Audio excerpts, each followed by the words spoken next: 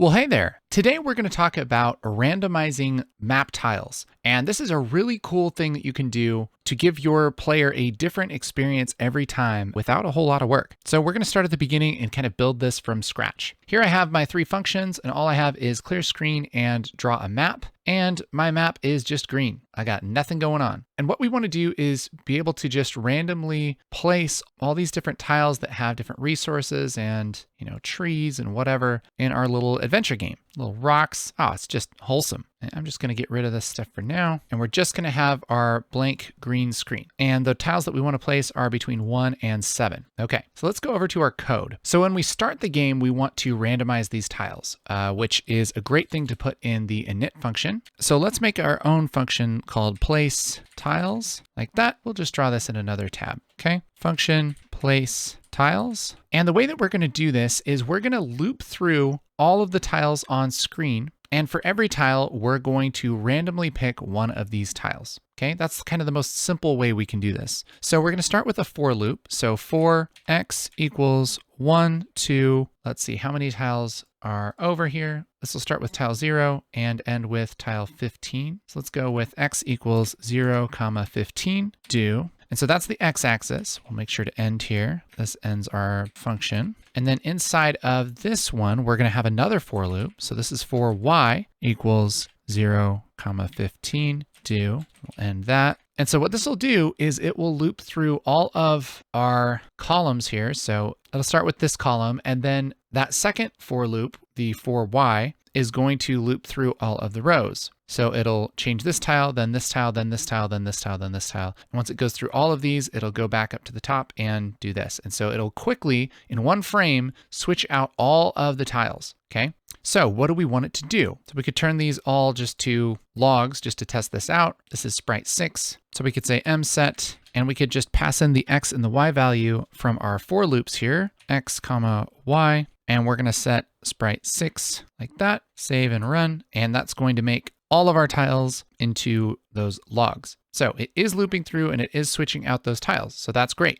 So I think what we'll do is we'll just pick a random number, rnd for random, and this random function is going to give us a float number that never quite reaches whatever whole number we put in here. So if we put in 8, it will go from 0 to 7, all right? Because what it's actually doing is it'll come up with a number like 7.5 blah, blah, blah, right? And then when we're setting a sprite, it's just going to round that to 7, okay? So let's say random 8, and that'll give us a random sprite, but we actually want to put that into a variable. So let's say local sp equals random 8. And instead of 6, we'll put sp. So every time it calls this for loop, it's going to set a new local variable for sp that's randomized as 8. So now let's save this and run it. And look at that. We have all kinds of different ones. Okay, so we do have a problem. Sometimes it puts that black square there. The reason for that is because our first sprite is this one, which is nothing, okay? And so this is sprite 0. We want it to start at sprite 1. So what we could do is say random 7 and then just +1, and that's going to get rid of those black squares, and it's going to fill this in totally randomly. If we hit R, it's going to randomize these and change it around, which is really cool. So it's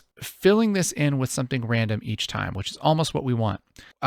This is a little bit crazy, like there's too much stuff going on. So what we want to do is maybe just do this like half the time, okay? So in our for loop, we could just say if random 1 is less than 0.5, then do this.